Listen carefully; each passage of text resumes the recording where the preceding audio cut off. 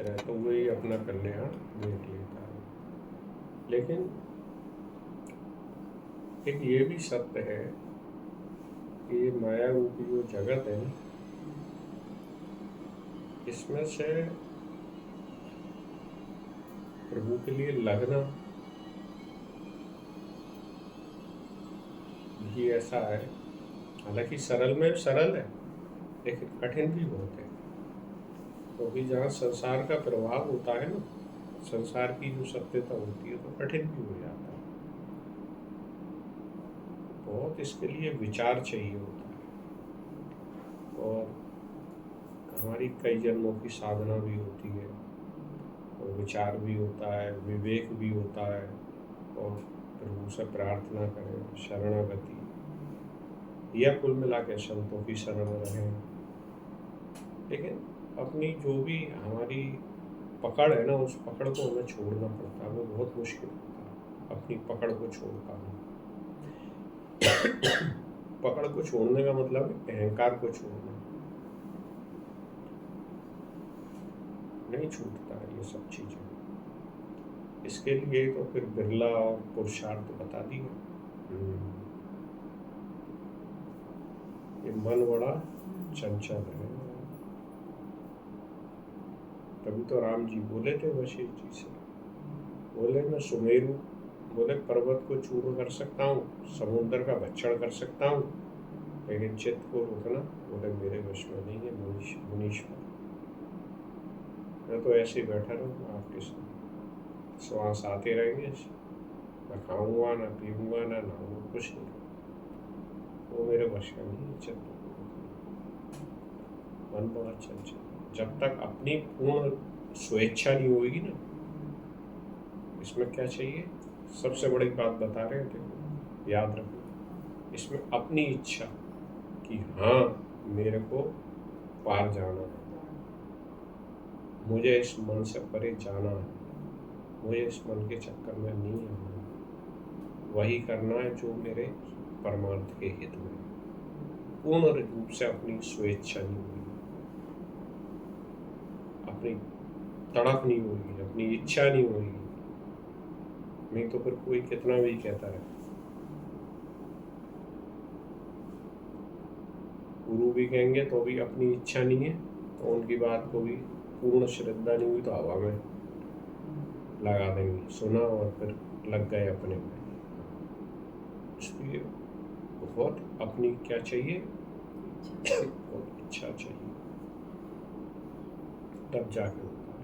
नहीं तो ये मन है ना, लगने नहीं देता।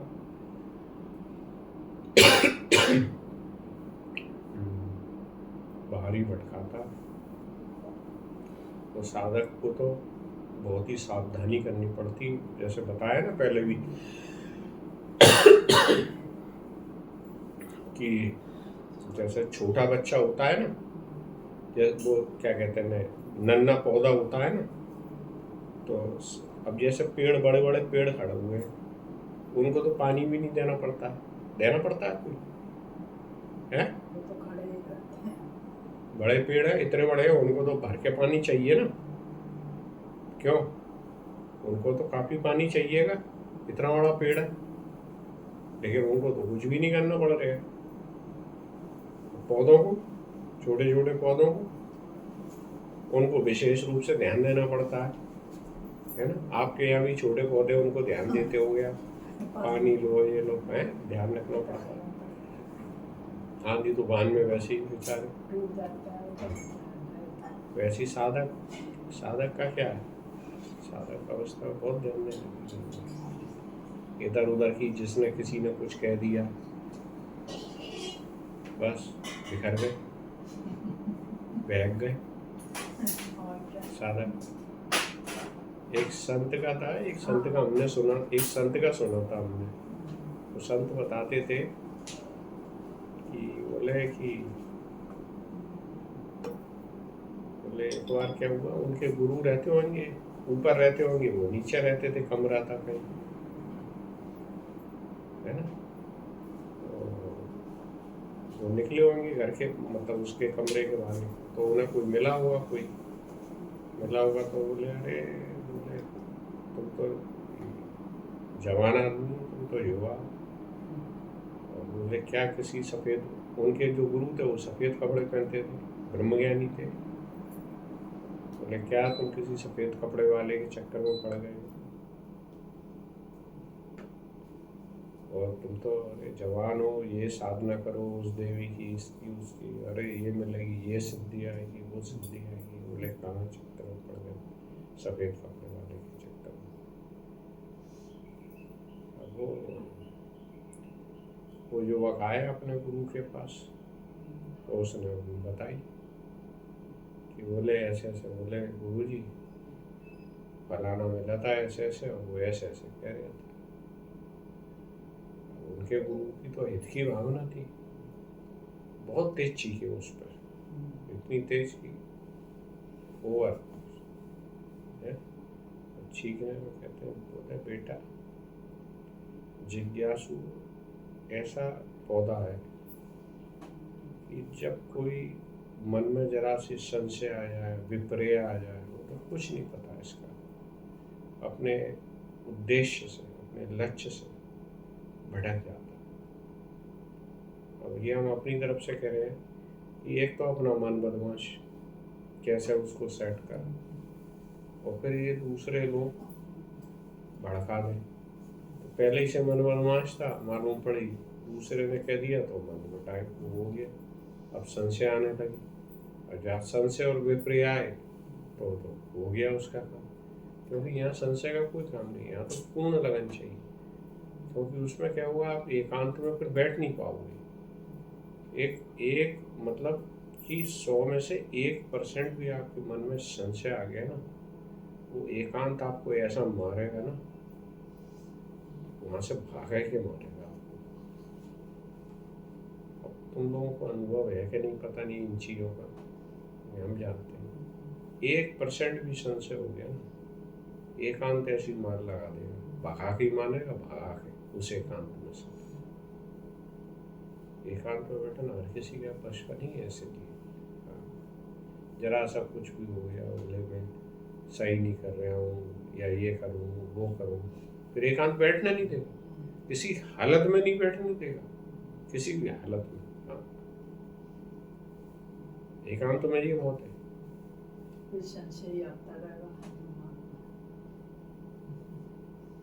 हम गए थे 2002 या 3 की बात है, और एक महात्मा थे, उन्होंने हमसे कहा था कि एकांत में जाने के लिए 2 ऑप्शन थे उनके पास।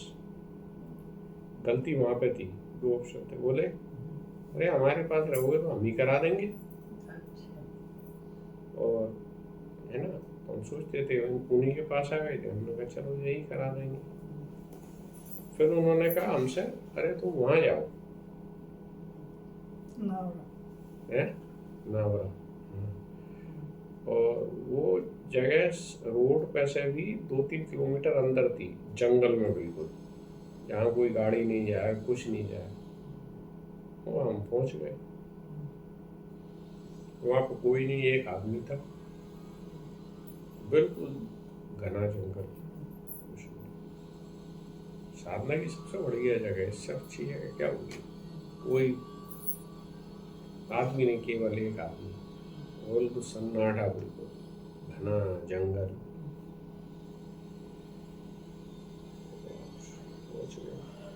पहली बार गए थे एकांत में, लेकिन तड़प बहुत थी, और एकांत भी कर ली थी। लेकिन महात्मा ने एक संशय डाल दिया था कि मेरे पास रहोगे तो वैसे ही करा दूंगा। हमने कही महात्मा के पास रहे, मैंने कही यार मरने से अच्छा तो महात्मा के पास रहे।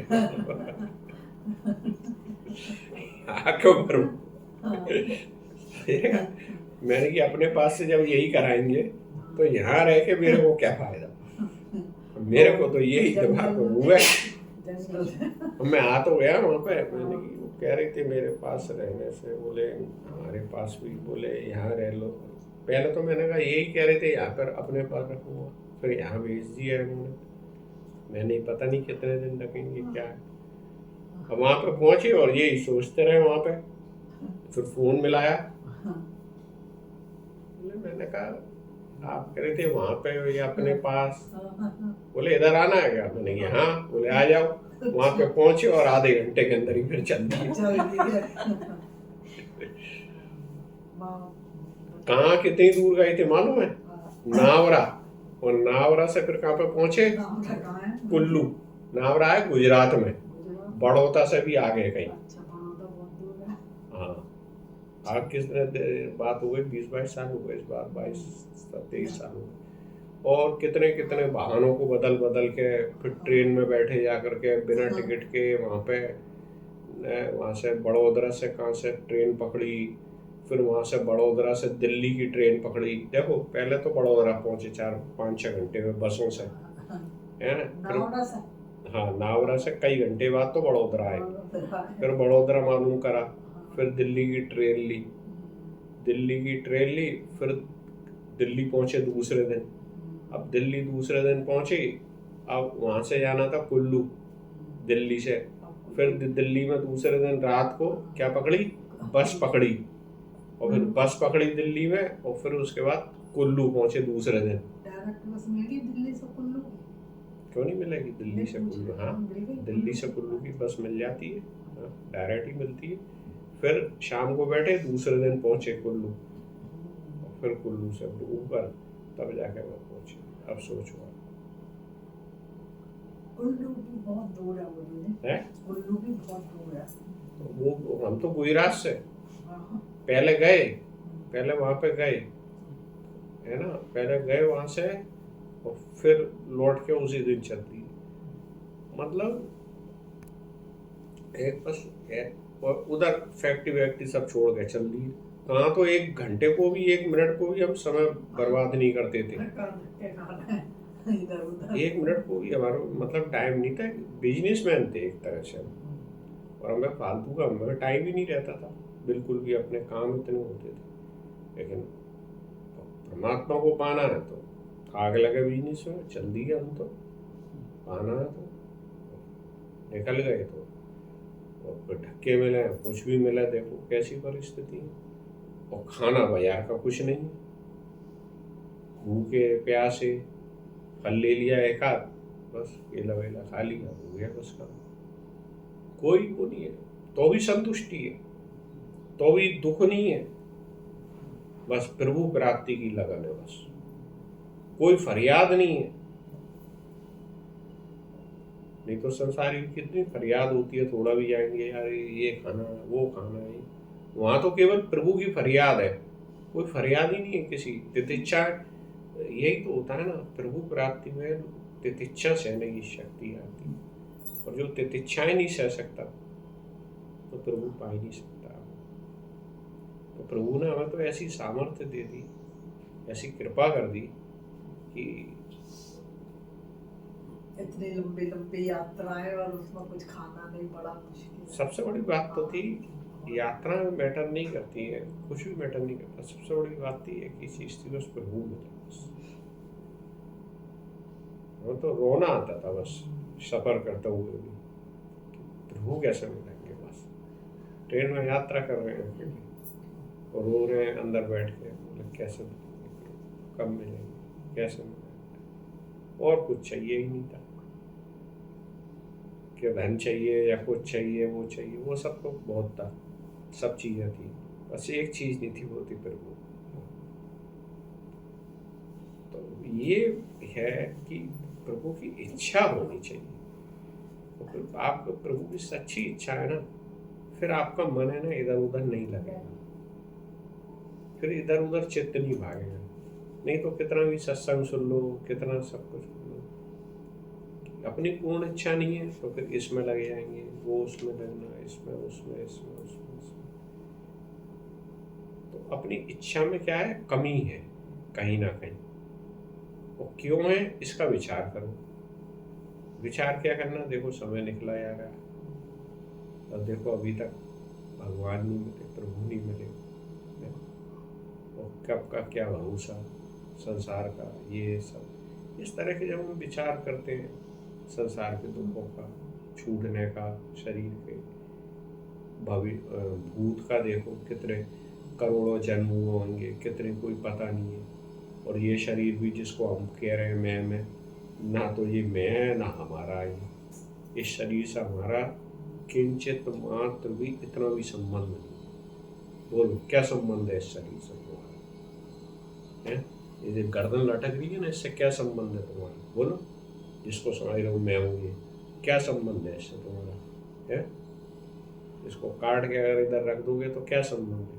अभी भी क्या संबंध है? काटो या बिना काटे ही देख लो, क्या संबंध है इससे तुम्हारा? जिसको मानते हो ये मैं हूँ, इससे संबंध क्या है? इस गर्दन से तुम्हारा इस शरीर से संबंध क्या है? और जिससे जो तुम जिससे संबंध है, और वो संबंध ऐसा है, वो संबंध क्या है? वहाँ दो नाम की कोई चीज ही नहीं है, द्वैत नाम की। उसका तुम्हें अपना पता नहीं है, और पता तुम्हारे को इसका है जिसका तुम्हारे से कोई संबंध नहीं है, उसको तुम अपना मैं मानते हो। तो आखिर ये तो मूर्खता है ना, ये तो सीधी सीधी मूर्खता है। ये हमारी विचार की कमी है।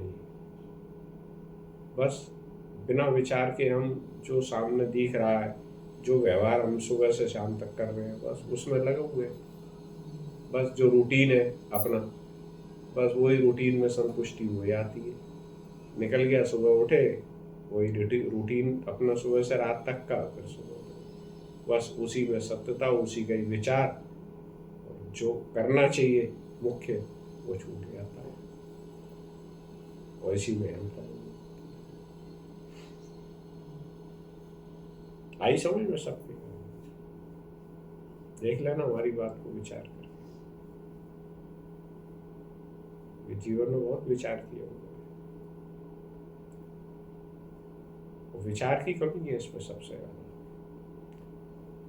इसमें अगर आप विचार करते हो ना, जितना ज्यादा विचार करोगे उतना ज्यादा आपकी बुद्धि पे है ना क्या सफाई होगी, उतनी ज्यादा जो अविद्या की परतें जम हुई है ना। अविद्या की कई परतें हैं बुद्धि में, बहुत परतें हैं, और जितना विचार करोगे उतनी अविद्या की परतें हटती चली जाएंगी। हाँ, इसलिए विचार में है ना कंजूसी मत करना, कभी प्रमाद मत करना विचार करने में। और देख लो, जो भूत में जो लोग हुए, पहले जो लोग हुए, ऐसे ही आए और ऐसे ही चले गए। झूठा शरीर मिला पंच महाभूत का, और उसी की पहचान को हमने उनकी पहचान मान ली। चाहे वो माता हुई, चाहे पिता हुए, चाहे दादा हुए, कोई भी हुआ, झूठा शरीर आया, उसी को हमने उनकी पहचान मान ली, जबकि उनका भी उनके शरीर से कोई संबंध नहीं था। बोलो, था कोई संबंध? है था कोई? और वो भी मिला उन्हें, और वहीं की जहां से मिला वहीं छोड़ गए, कोई संबंध ही नहीं था। जो वो थे उसका पता नहीं था, और झूठी पहचान को उन्होंने अपनी पहचान मान रखा। अब वही गलती कौन कर रहे हैं? वही गलती को हम दोहरा रहे हैं। क्यों? आखिर क्यों और कब तक ऐसी गलती करेंगे? एक झूठी पहचान को ही अपनी पहचान मानेंगे, इसके व्यवहार को ही अपना व्यवहार मानेंगे, मन बुद्धि के व्यवहार को अपना व्यवहार मानेंगे। पहले हम अपनी तो पहचान कर लें। झूठी पहचान को अपनी पहचान मान के संतुष्ट हो गए, बस क्या हो गए? संतुष्ट हो गए, और जबकि हमें अपनी पहचान नहीं।